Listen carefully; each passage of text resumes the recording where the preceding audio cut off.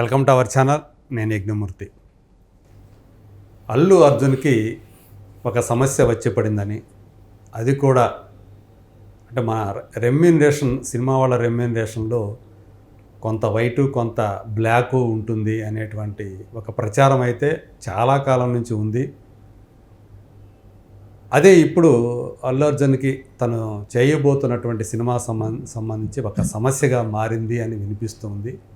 ఏంటా సమస్య? సో దానికి ఏం చేయబోతున్నాడు, ఆ సమస్య నుంచి బయటపడటానికి ఏం చేయబోతున్నాడు అల్లు అర్జున్ అనే విషయాల్ని మాట్లాడటానికి మనతో పాటు ఉన్నారు సీనియర్ జర్నలిస్ట్, విశ్లేషకులు జగదేవ్ గారు. నమస్కారం జగదేవ్ గారు. నమస్తే అండి. ఇప్పుడు అల్లు అర్జున్ తమిళ డైరెక్టర్ అయినటువంటి అట్లీతోటి ఒక సినిమా చేయబోతున్నాడు అనే విషయం మనందరికీ తెలిసిందే. అయితే ఆ సినిమాకి సంబంధించి రెమ్యూనరేషన్ విషయంలో ఆయనకు ఒక సమస్య ఎదురైందని చెప్పేసి అంటూ ఉన్నారు. సో ఏంటి ఆ సమస్య ఏంటి, దాని గురించి మీ దగ్గర ఉన్నటువంటి సమాచారం ఏంటి? ఇవాళ రేపు సినిమా నిర్మాణ వ్యయం భారీగా పెరిగింది అంటున్నారు. నిజంగా పెరిగిందా, కేవలం హీరోలు సూపర్ స్టార్ల రెమ్యునరేషన్ వల్ల పెరిగిందా అనేది ఏది ముందు అనేది మనం చెప్పలేని పరిస్థితి. ఒక విధంగా భారతీయ సినీ పరిశ్రమ ఖచ్చితంగా హీరో ఓరియంటెడ్ మూవీస్ మీదే డిపెండ్ అయ్యి ఉందని చెప్పాలి. ఫస్ట్ ఆ కథానాయకుడు ఎవరున్నారో దాన్ని బేస్ చేసుకొని, లేదా ఒక కథలో రాసుకుంటే దానికి ఈ కథకి ఈయనైతే సూట్ అవుతాడో దాని తగ్గ కమర్షియల్ ఎలిమెంట్ కూడా యాడ్ అవుతూ సినిమా ఈ స్థాయిలో వస్తుంది, ఈ స్థాయిలో ఆడుతుంది, ఇన్ని వేల కోట్లు, ఇంత టర్న్ ఓవర్, దీనికి ఎంత ఇవ్వచ్చు అని ఉంటుంది.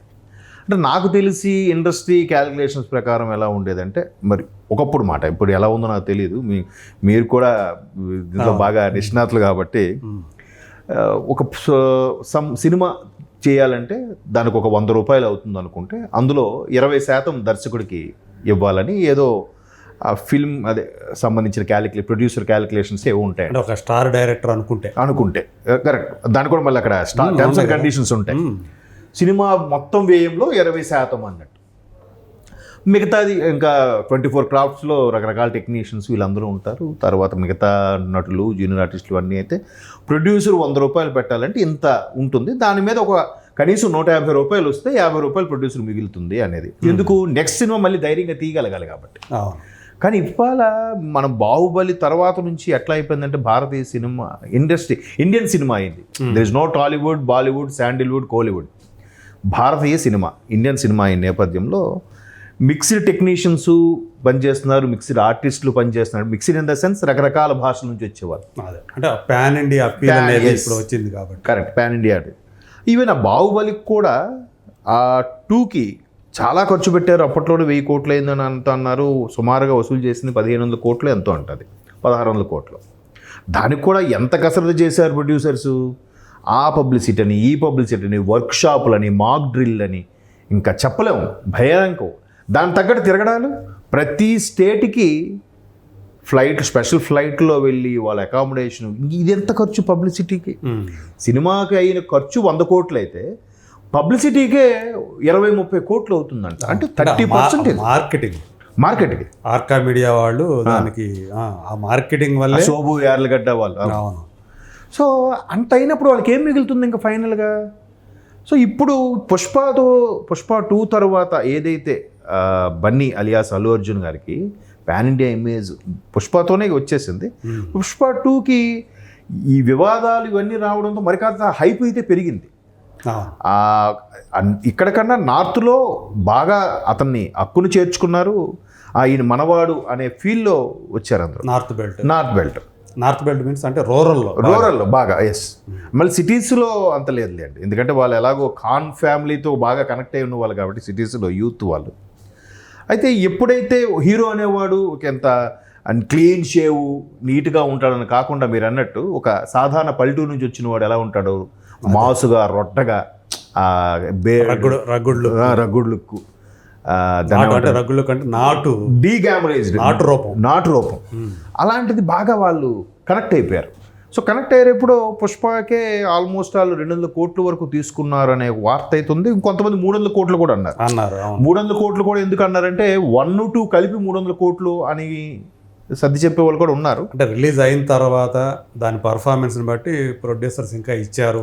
ఇది ఇంకోటి షేరింగ్ అంటే ప్రాఫిట్ షేరింగ్ కూడా ఉంది అనేది అది కూడా ఏంటంటే డెడికేటెడ్గా ఒక సినిమా కోసం ఆల్మోస్ట్ ఆల్ 3 ఏళ్ళు ఆయన రన్ అయ్యాడు కాబట్టి 2 సినిమాలు చూసుకుంటే 5 ఏళ్ళు 5 ఏళ్ళు అంటే 1కి 2కి మధ్యలో 3 ఏళ్ళు కాబట్టి జనాలు ఎలా లెక్కేశారంటే ఆయన ఒక సినిమా సంవత్సరం ఒకటి చేసినా 100 కోట్లు వస్తుంది, 3 ఏళ్ళు దానికి డెడికేట్ చేశాడు కాబట్టి 300 కోట్లు ఇవ్వడంలో తప్పు లేదనే వాళ్ళు కూడా ఉన్నారు.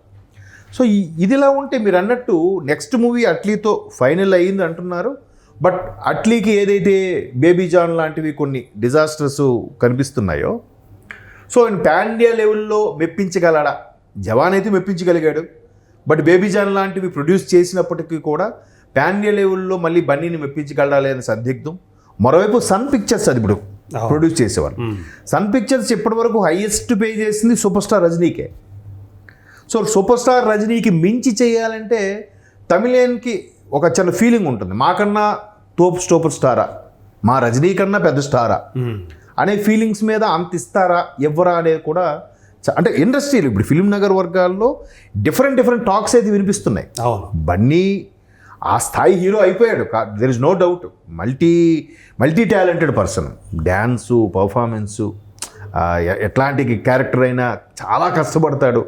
డైరెక్టర్ మలుచుకునే ఒక స్టారీ, డైరెక్టర్ ఏది కావాలంటే అది 100% చేసి పెడతాడు అనే ఒక ఇమేజ్ వచ్చిన బన్నీకి అంత రెమ్యునరేషన్ సబబే. కానీ ఇక్కడ సన్ పిక్చర్స్ వాళ్ళు సూపర్ స్టార్ రజనీకి మించిస్తారా?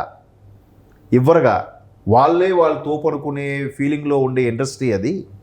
అలాంటి సందర్భంలో ఇస్తారా ఎవరా అంటే మీరు ఇందాక చెప్పినట్టుగా ఒక సూపర్ స్టార్కి ఇంత రెమ్యునరేషన్ ఇస్తున్నారంటే అది స్టార్ట్ డే 1 నుంచి కొబ్బరికాయ కొట్టు నుంచి గుమ్మడికాయ కొట్టే వరకు ఆయన ఖర్చు, మెయింటెనెన్సు, ఆయనకుండే టీము, జీతాలు ఇవన్నీ కలిపితే వీటితో పాటు మీరు అన్నట్టు షేర్స్, ఒక ఏరియా, ఒక స్టేటు, ఒక సౌత్, ఒక నార్త్, లేదా ఈశాన్య రాష్ట్రాలు ఏవో అట్లా మాట్లాడుకొని, లేదా ఓవర్సీస్, వీటిలో షేర్ ప్రకారం కూడా మాట్లాడుకుంటే ఆ 300 కోట్లు బెంచ్ మార్క్ ఈజీగా బన్నీ రీచ్ అయిపోతారు.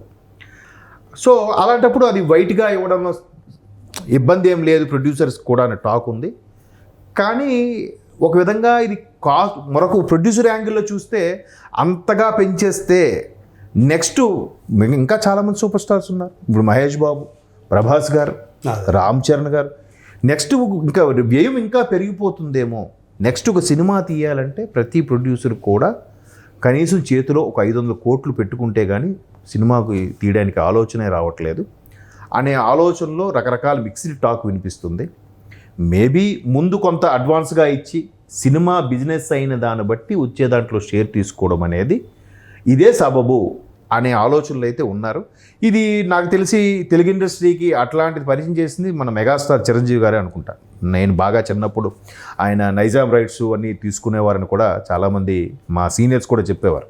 ఆయన రెమ్యునరేషన్ ఓన్లీ అడ్వాన్స్గా తీసుకునేవారు, బట్ నైజాం ఏరియా అంతా కూడా ఆయన రెమ్యునరేషన్గా డైవర్ట్ అయ్యారు. అలా అయితే పర్వాలేదు, అదే ప్రొడ్యూసర్కి కొంత ఊరట లేదు. ఇట్లా వైట్గానే 300 crores because of Pushpa 2, because of Pushpa 1 అని అంటే కష్టమయ్యే పరిస్థితి ఉంటుంది. ఎందుకంటే సన్ పిక్చర్స్ వాళ్ళకి ఉన్నటువంటి అలవాటు ఏంటంటే వాళ్ళు ఏది చేసినా కానీ మొత్తం అంతా కూడా వైట్ రూపంలోనే చేస్తారు అని. అవును. సో అందువల్ల వాళ్ళు ఏమి ఇచ్చినా వాళ్ళ దగ్గర నుంచి 1 పైసా వెళ్ళినా కానీ దానికి ఖచ్చితంగా ఒక ప్రూఫ్ అనేది, ఒక రిసీప్ట్ కంపల్సరీగా వాళ్ళు బిజినెస్ చూపించుకోవడానికి అన్నిటికీ. అవును. సో అది ఇప్పుడు ఆ సమస్య వచ్చింది అనేది వినిపిస్తున్నటువంటి. అవును. మరి ఇప్పుడు ఎంత తీసుకుంటాడు ఏంటి అనేది ఏదో ఒక అమౌంట్ అయితే వినిపిస్తుంది అది తీసుకునేది, కానీ అంత ఉండకపోవచ్చు అనేది నాకు కొంచెం ఎక్కడో. అది అంత రూపంలో 300 crores వైట్లో ఇవ్వటం అంటే అది అయ్యే పని కాదు. అవును. మరి ఎంత తీసుకుంటున్నారంటే కొంతమంది వినిపిస్తుంది అంటే ఒక 150 to 175 తీసుకొని రెమ్యునరేషన్ కింద వైట్లోనే. అవును. సో మిగతాది కొంత స్టేక్ తీసుకోవటం, అవును, అంటే షేర్ తీసుకోవటం, అవును, ఏది ప్రాఫిట్లో అనేది మరి వినిపిస్తుంది. అది మరి ఎంతవరకు అది, ఎందుకంటే దీని మీద నాకు చిన్న గుర్తొచ్చింది చెప్పాలి. ఒక 15 years బ్యాక్ అనుకుంటా, 2004-05 టైంలో విశాల్ అప్పుడే ఇంకా సూపర్ స్టార్ అవుతున్నాడు, ఇంకా అవ్వలేదు. పందెం కోడి ఫస్ట్ సూపర్ హిట్ అయిన తర్వాత ఆయన కొంచెం స్టార్ ఇమేజ్ వచ్చింది. అప్పుడు ఇదే సన్ పిక్చర్స్ వాళ్ళు ఆయన నెక్స్ట్ సినిమా తీయడానికి వెళ్తే 8 crores అడిగాడంట అప్పట్లో ఆయన. ఇండస్ట్రీ టాక్ నేను చెప్పేది, అంటే నాకు మిత్రులు చెప్పిందని 8 crores అంటే అప్పుడు పెద్ద పెద్ద హీరోలకే, మన దగ్గర తెలుగు ఇండస్ట్రీ వాళ్ళకి అరే ఏంది ఇది అంటే తమిళ్లో కానీ ఎవరికి 3 కోట్లు 4 కోట్లు మ్యాక్సిమం 5 కోట్లు ఉంది, ఇదేంటి ఒకసారి 8 కోట్లు అడుగుతున్నాడు అంటే ఆయన చెప్పాడండి నాకు అప్పుడుకి నాకు తెలుగులో కూడా మార్కెట్ ఉంది కాబట్టి నేను 8 crores డిమాండ్ చేస్తున్నాను అని అంటే వాళ్ళు డ్రాప్ అయిపోయారంట. ఇదే సన్ వాళ్ళు అంటే ఒక 15-20 years సరిగ్గా 20 years బ్యాక్. అదేలే. అంటే అది కూడా వైట్గా ఇస్తాము అండ్ సన్ పిక్చర్స్ వాళ్ళు, సన్ నెట్వర్క్ వాళ్ళు పెద్ద నెట్వర్క్ కదండి. సో వాళ్ళు ప్రతిదీ మీరు అన్నట్టు ప్రతి పైసా కూడా లెక్క చూపించడము, దానికి ఒక జిఎస్టీఓ బిల్లు అన్నీ ప్రాపర్గా ఫాలో అవుతారు, ఫాలో అవుతారు. సో అట్లా అయినప్పుడు 8 కోట్లు అంటే ఎక్కడి నుంచి ఇవ్వగలం, మేము బ్లాక్ లాగా అట్లా ఇవ్వము, ఇస్తే ఇది పరిస్థితి కూడా చెప్పారట. సో అప్పటికే అలాగుంటే 20 ఏళ్ళ తర్వాత ఇంకా చేంజెస్ వచ్చేసాయి. ప్రతి 20 ఏళ్ళకి ఎకనామికల్ వాల్యూస్ పెరిగిపోతాయి, ఒక 0 యాడ్ అవుతుందంట ప్రతిదానికి కూడా. కొన్నిటికి అన్నిటికి కాదు, బంగారం లాంటికి అయితే 2 సున్నాలు యాడ్ అయిపోతాయి.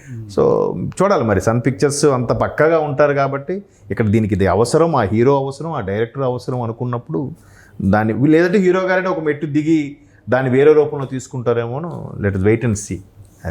ఓకే, థ్యాంక్ యూ అండి. Thank you sir.